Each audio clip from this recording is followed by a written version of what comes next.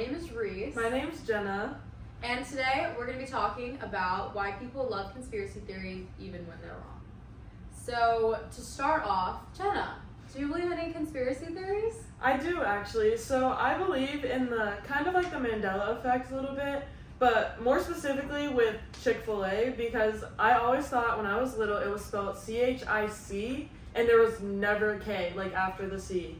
And so I honestly do think that it was always C-H-I-C, and then one day someone went back in time and just changed the whole entire franchise. So that's what I think. But Reese, do you believe in any conspiracies? I do. I remember, I don't know if anyone else remembers, in 2020, TikTok had a big conspiracy theory about the Area 51 raids with the aliens in secret facilities. I think that was really interesting, and I think I just want to believe it because I think it's such a cool concept.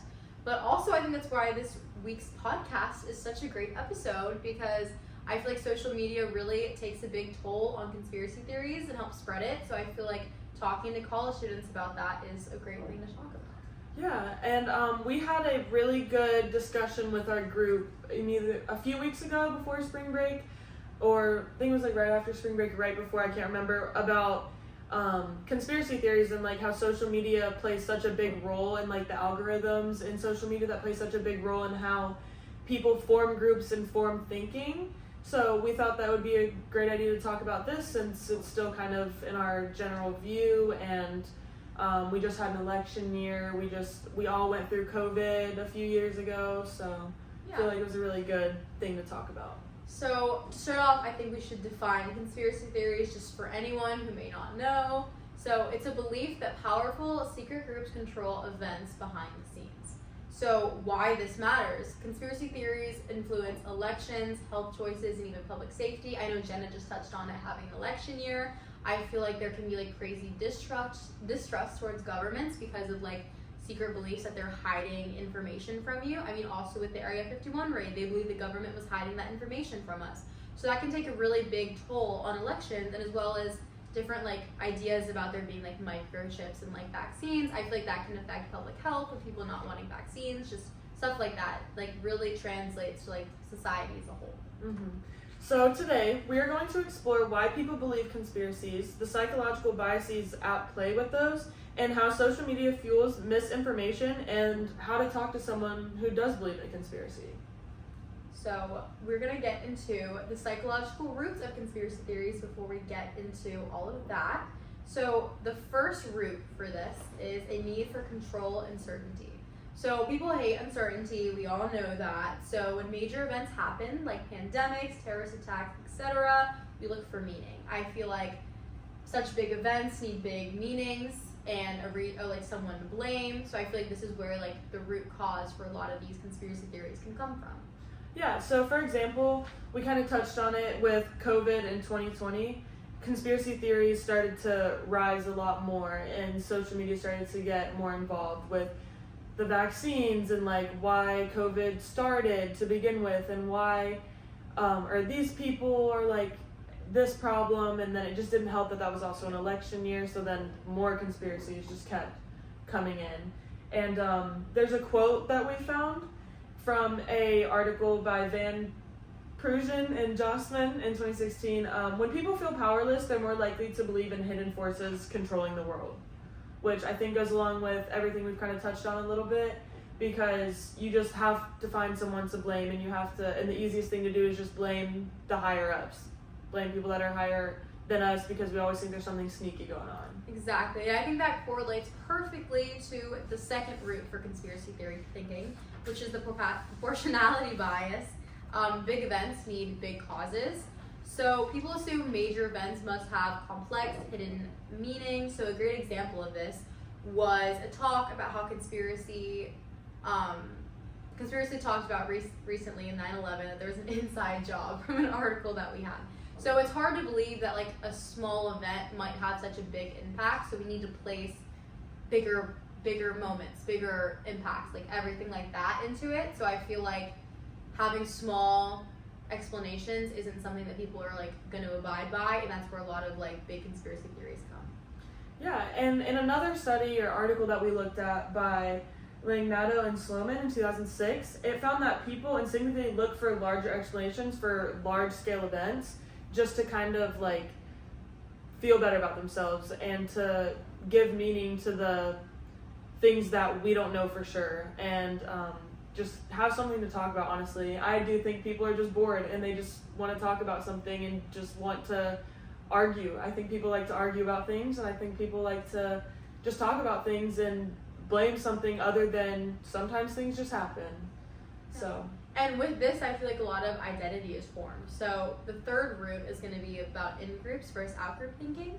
So going with the social identity theory, according to the social identity theory, which is from Tagefeld and Turner from 1979, people are drawn to groups where they feel a sense of belonging, which can lead to an us versus them mentality. So I feel like people get very defensive over their beliefs, especially with conspiracy theories, and they might find themselves like surrounding themselves with people who believe the same things as them, or placing more importance in those people, or thinking they're more intelligent, because you tend to find people in your group as more positive and associating positive attributes with them and like things like that. And then with the out group, you're thinking more negative thoughts like, oh, they're not as intelligent, oh, like they don't see things the same way, they don't have the same level of understanding. Yeah, so sorry, we had a little bit of like a technological problem. It's been a really hard week in the psych department, so here we are. But as Reese was saying, a big psychological payoff with the in-group versus out-group thinking is that feeling part of a movement gives people like a sense of belonging. People want to belong to a group. People want to feel like they're understood by other people that also believe the same things that they do. And so I guess this brings us into our next part, which is how social media and society can fuel more conspiracies. So we're going to talk about echo chambers and algorithmic bias. So social media platforms create echo chambers where everyone you interact with shares your views, making it harder to question beliefs that seem so widely accepted within the group. So they're not giving you outside perspectives to challenge your beliefs, and I feel like this doesn't allow for like a well-rounded view or understanding of the topic at hand, and this can make the conspiracy theories become more radical on either side of the equation. And I think social media definitely plays a role in this, which is why it's so important to talk to college students who are exposed to this, and so they can understand to like look for different perspectives and like find other views that can change their beliefs. Yeah, and social media I think plays a big part in amplifying conspiracy theories because it shows the people that use that app like what content that reinforces their existing views, which is also known as the confirmation bias. Like, you're not going to look for something that opposes your view because you want to be like confirmed and you want to think what you're thinking about is right. And with social media playing such a big role in everyone's lives today, it doesn't really show like diverse opinions, and it feeds like users more of what they already believe. An example with this, or a big example that we can see in today's world, is the anti-vax groups that were thriving because of Facebook groups. Because in your Facebook group, it only shows you like what you're wanting to see, what you are liking, what you are commenting on, and what you are interacting with.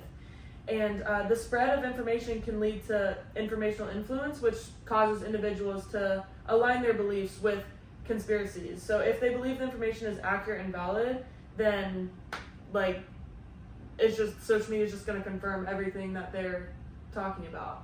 So. Exactly, and I think this plays really like hand in hand with group polarization. So once these groups are formed, I mean, they all have like the same belief going into it, but once they keep like having further discussion and they're talking more about it, they get really amped up and they start like having more radical views about it. And I think this is something that's really impacts like the strength of their attitude and like their beliefs towards something. And this can be like dangerous. It can lead to like spiraling, and I feel like a lot more can happen with that. So individuals with similar ideas may establish groups of communities on social media, and their original idea may strengthen.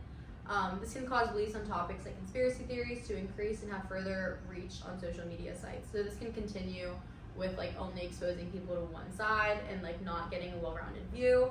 These groups may become large in size and establish increased awareness norms, factors, which leads to conformity, and it can have a lot of more people like join their group and join their beliefs. So. Yeah, I mean, with those large groups, like it does get harder to talk to someone who does have a conspiracy because it's all those people coming at you at once. And so I guess that leads into our next section on how to talk to someone who does believe in a conspiracy. Yeah, so to start off, you should avoid direct confrontation. I feel like people get very defensive over their beliefs in conspiracy theories. So debunking aggressively can definitely backfire, and that was shown in a study from Nyan and Riefler in 2010. So instead of asking like short questions, I feel like you should ask open-ended questions. So something like, what evidence would change your mind? I mean, this could get them thinking critically about their idea, because I'm sure they haven't thought critically in any idea like against theirs with the confirmation bias. So asking questions like that might really like get them thinking. And you can also ask, like, instead of like, oh, that's so ridiculous, if you don't agree with their viewpoint, you can try like, how do you know that's true? Try to find their sources. Are they valid? Are they accurate? Just trying to get a sense of like where they're coming from, and so they could maybe see where they might be going astray. Yeah, so basically like teaching them critical thinking skills instead of like being just rude and just saying, oh, you're wrong. Kind of like question them a little bit. So encourage skepticism without cynicism, and use unbiased fact-checking tools. Like, don't stick to one news source. Go to all the other news sources. Go to a unbiased website that shows different point of views from everything. Like, don't just search for one thing. Like, use the internet the way that people want you to use it, or the way the creators wanted you to use it, not just, get your news off of TikTok. Don't get your news off of Instagram. Like, look for opposing views, because like, you might be challenged and you might feel some type of way about it, but at the end of the day, like, that is what is going to change someone's mind, because if they're looking for the same thing over and over, it's just not going to help. Exactly. And like, logic and using unbiased sources is so important, but also it's really great to play on like the side of emotion. So the role of emotion in changing minds is another great way to talk to somebody. Because people don't change their beliefs because of facts alone, they change them because of emotions. I feel like a lot of conspiracy theories, people, like, the reason people hold them so near and dear to their heart is like an emotional connection they have with it in a way. So by like coming to them on like that forefront, I think that could like really get them to think and maybe like try to change their thinking a little bit. So people are more likely to change beliefs when information is tied with their emotions, and that was shown with an article for Lewandowski in 2012. Using empathy rather than ridicule when discussing conspiracy beliefs, I feel like, is so important. The confirmation bias and how it shapes belief in conspiracy theories. Our brains naturally look for patterns, and once we've latched onto an idea, we tend to seek out information that supports it while ignoring evidence that contradicts it. So I feel like if they're, super against new evidence, at least exposing them to like new emotions might make them feel a way, and that can maybe like help them start looking for new perspectives. Yeah. And I think it's really important for just everyone, I mean, especially our age and in college, to really just see all sides of the story instead of sticking to just one particular thing. Because strong emotions can lead to big arguments. And sorry guys about another rough cutoff. We are having some extreme technological difficulties in between our busy day and this very stressful week with exams. We're making it work though. We are making it work, so here we go. Basically what I was saying before we got cut off on that last clip was that we just don't want people to be like arguing a whole ton, which is why like the emotion and to involve emotion with people. Yeah, I feel like it involves a lot of understanding on both sides. I mean, if you're tying in emotion, so I feel like that's a great thing to have. And I feel like this is a great place to start getting into our conclusion and talking about the different topics that we went over that were super important. So individuals that fall prey to conspiracy theories may be due to recipient variables like prior state, reactants, and individual differences. So I feel like that's why a lot of people get so emotionally invested and just believe in conspiracy theories, is because I feel like it's a place that like really hits home. Whether it's they had an emotional connection or an experience or really formative time of their life, and that's why they find so much belonging in the conspiracy theory. So I think understanding their background in relation to their beliefs is something that you can really understand where they're coming from and how to approach them. So oftentimes that's people with similar backgrounds, attitudes, and characteristics may be more likely to believe in certain conspiracy theories that may coincide with personal experiences, beliefs, and values. I think that goes along with what I was saying earlier, just like understanding where they're coming from and how that influences like where they're going and where they are now.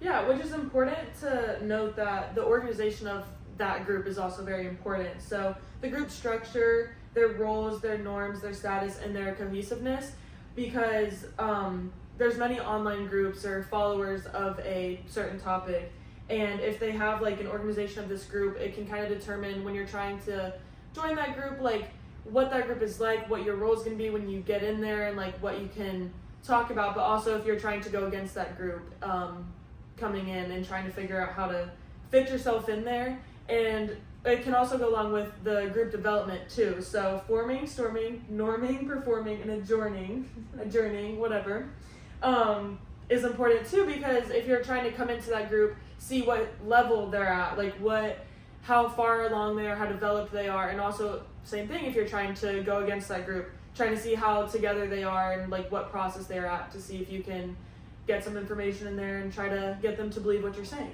Exactly. And I think the social identity theory is also super important that we touched on. So self-concept that includes group associations. Social identity affects attitudes towards A groups and out groups. I think along the way of super radical conspiracy theories that have like a lot of traction, I think people tend to lose, like their sense of personal identity and start to associate themselves with the group per the social identity theory. And I think just understanding that and seeing like where they're at in that process can be important, to see if you can, see if they're super involved with their social association or where they're at with their personal association, like in the matter. That also creates like in groups and out groups, and I feel like that kind of determines like how they feel about other people. I mean, in groups you tend to see yourself as like more positive and like you, and I feel like that like really gives you a sense of belonging, as opposed to out groups who you I guess naturally view more negatively, and they may not be as up for a discussion. So I think using things we talked about previously throughout the talk and the conclusion, I think is important to like be able to talk to those people. Yeah. And so that's a wrap on today's episode. We hope you guys enjoyed. If you have any questions or if you have any conspiracies you believe in yourself, now would be a perfect time to talk about it. Yes. And we hope you enjoyed. Thanks for watching. Thanks for watching. Bye.